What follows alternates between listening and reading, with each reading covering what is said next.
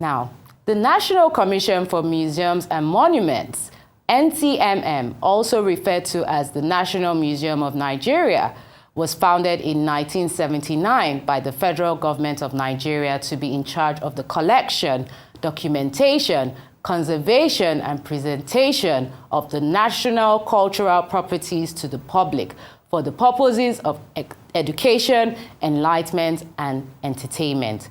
Located in the heart of Lagos, the museum collects, preserves, and promotes Nigeria's rich heritage to the world.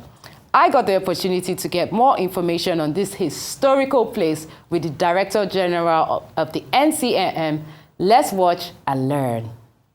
This is so embarrassing, but this is actually my first time being here. And I'm not so guilty because a lot of Nigerians haven't even been here before. And they actually don't know about it. Yes. So what would you say about like the publicity that has been done to this place? I think that, so before we talk about publicity, we need to talk about the perception people have of these artifacts. Okay. Because you're not inclined to come and see something if you believe that it is fetish, or if you believe that there's somehow some negative connotations to it. So I think that in revamping the museum system, there's also an aspect that needs to happen of enlightenment or reorientation. And I guess you have agencies like the National Institute for Cultural Orientation that needs to now infuse that new thinking so people understand that these objects actually tell us a lot about who we are and they should be appreciated and honored, rather than having that perception that, oh, I don't want to see these objects because it's of the devil or it's perceived negatively. So I think that a lot of reorientation needs to happen. And when you talk about reorientation, it's really about packaging, right?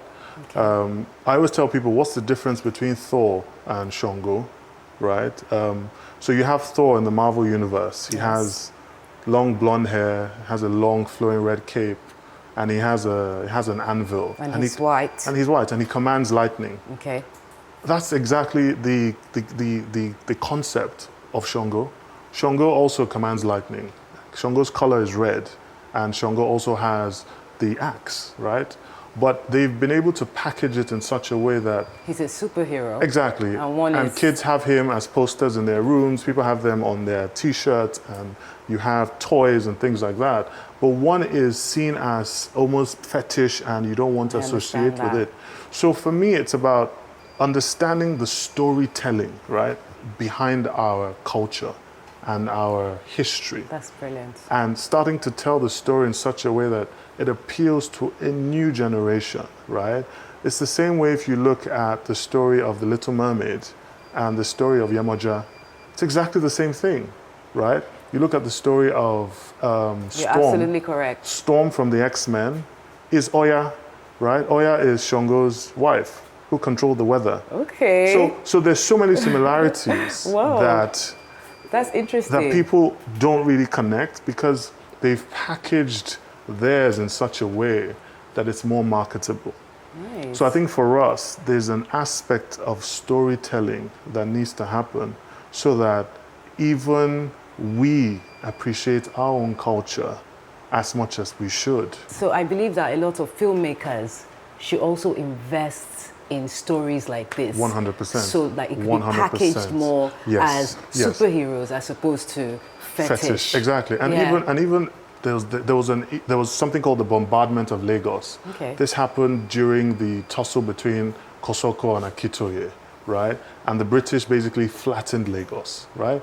These are stories that should be made into films, so that the younger generation can see what their ancestors have gone through and understand the context in which they live today, right? But if you just navigate the world on a level of, oh, what I see now is all there is, you're less likely to appreciate where you're coming from, right?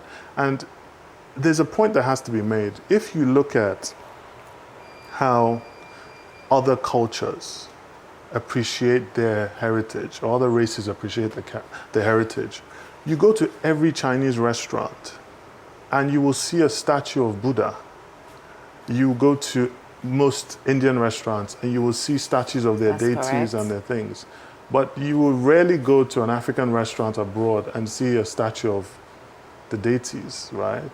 So there's clearly a perception issue that needs to be corrected. And I think that for the world to respect you, you have to be true to who you are and where you come from.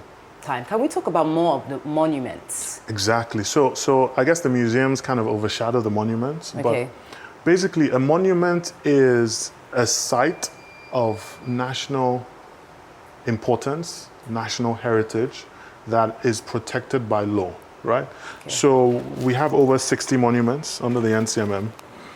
And the whole concept of a monument is it protects it from being destroyed, or rather it should protect it. Unfortunately, we've had incidences where national monuments have been destroyed. The most popular one was the Olugbile in Lagos. This was a Brazilian architectural masterpiece that was destroyed, and it was a very painful incident that happened.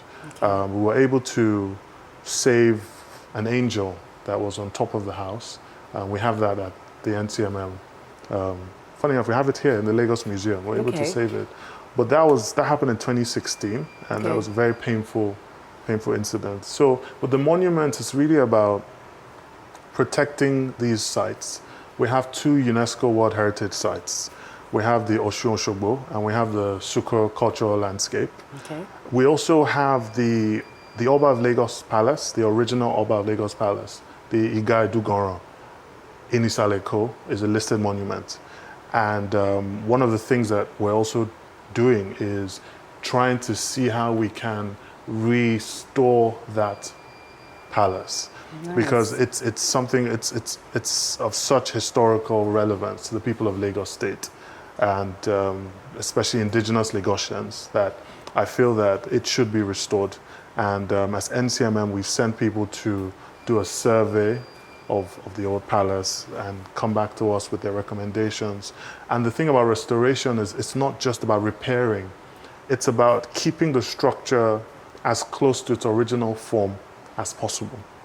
And we still have a lot to learn as far as restoration and keeping structures, as they were. And I think places like Venice do this really well, where some of those buildings have been there since like 11 something, 12 something. Okay. So that's... But that's a maintenance culture. Well, so yes. Do we have that here in Nigeria? So to speak to that, I feel that it still comes down to reorientation, right? Okay.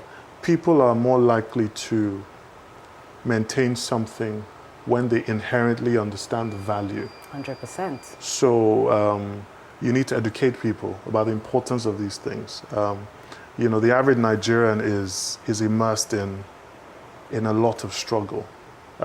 And this government is doing a lot to alleviate that. But the reality is, to appreciate things like museums and artifacts, you need to have a certain state of mind, right?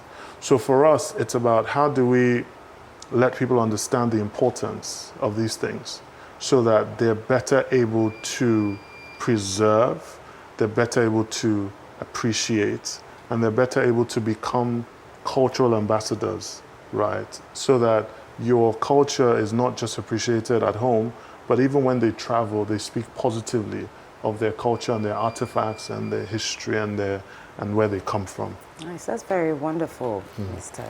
So what are the plans to turn our 53 Nigerian museums to must-visit tourist centers for foreigners as well as residents, especially with the return of most of these artifacts now? So with the 53 museums, I think that our first approach is to understand that quality over quantity. What that means is that we want to create a museum system that each museum actually delivers what a museum is to deliver as far as the experience. Okay. So the question now is, do we need 53 museums? That's the first thing. Okay. We're looking at a structure where we have regional museums, right? And we must create a museum in Abuja. Okay. So I think that this is one of the things that this new administration, this ministry I know that I've had personal discussions with my Honorable Minister, and it's something that she is also passionate about. Okay. And we discuss this every time that Wonderful. we need a museum in Abuja. You definitely do. And it's about creating museums that are of a certain standard so that when people do come, they don't leave feeling let down by what they've seen. Nice. But it's also about digitization, right?